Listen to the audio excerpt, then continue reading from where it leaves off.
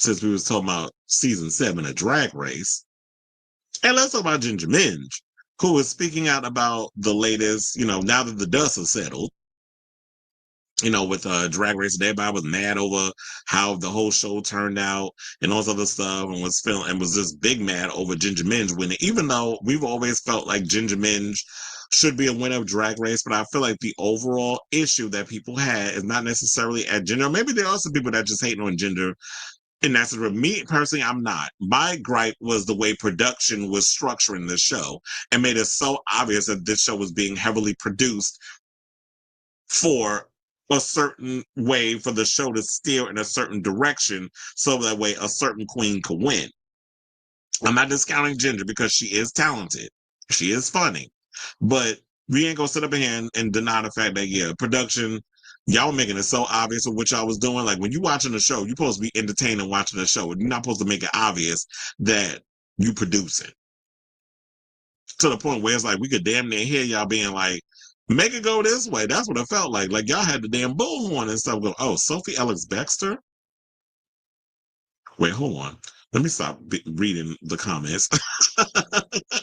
And you said, so basically, she did an interview with Pride.com and insisted that she was at a complete disadvantage compared to the other queens in her season when she competed on Drag Race All-Stars 10.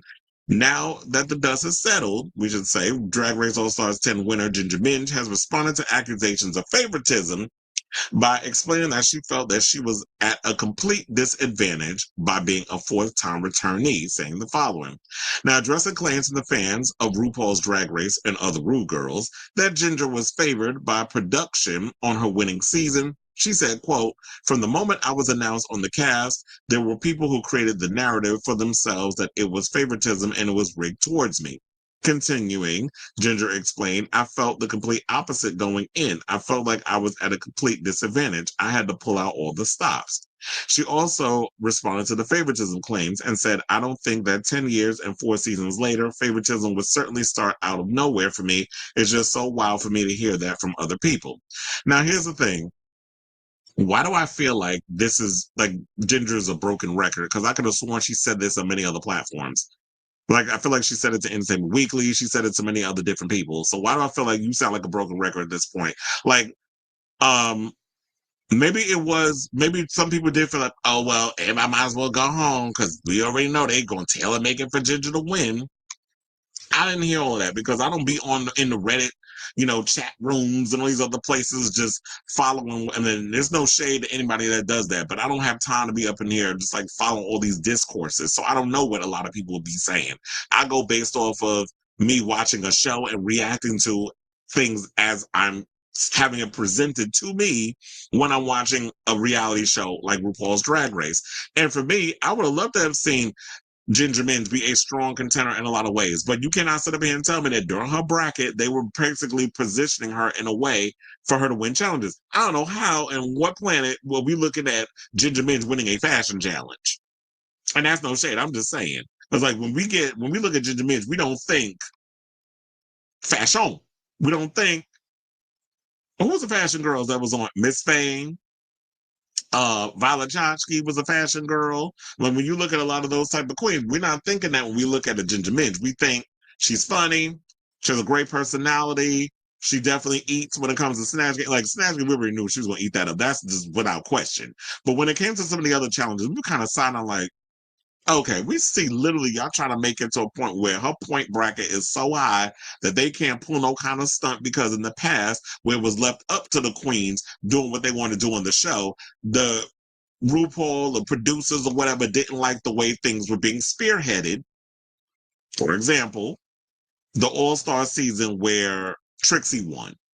The shenanigans and the way they was voting and stuff behind the scenes on that show, I know producers was mad about that. So now they're like, oh no, we're not going to try to leave it up in the hands of these queens anymore and try to detour. And I'm like, but that was the greatest part about the show, is that y'all were messy in a way where y'all turned the tides and things didn't go the way we expected, because a lot of people thought Shangela was going to end up winning. Now, the things we know allegedly about Shangela now, I'm sure that a lot of y'all are glad that Shangela didn't end up winning her season.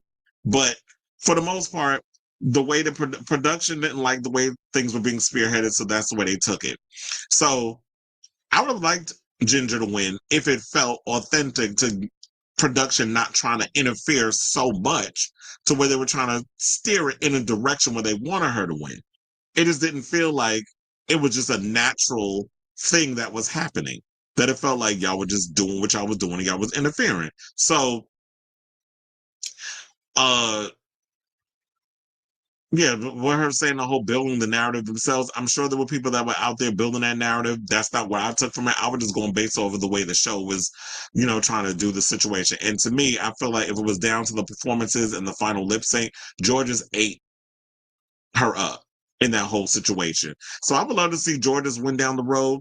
I don't know if George be wanting to do the show because look, didn't they come out with a song called "Losing Is the New Winning"? So you don't necessarily need to win the drag race in order to be successful. There's so many girls who have not won a crown and a scepter and the 200K back then when it was 100K that have gone on to have significantly successful careers and didn't need to win a crown and money in order to be beloved by a lot of people and to accumulate way more money than some of these winners have. And that's no shade. I'm just saying.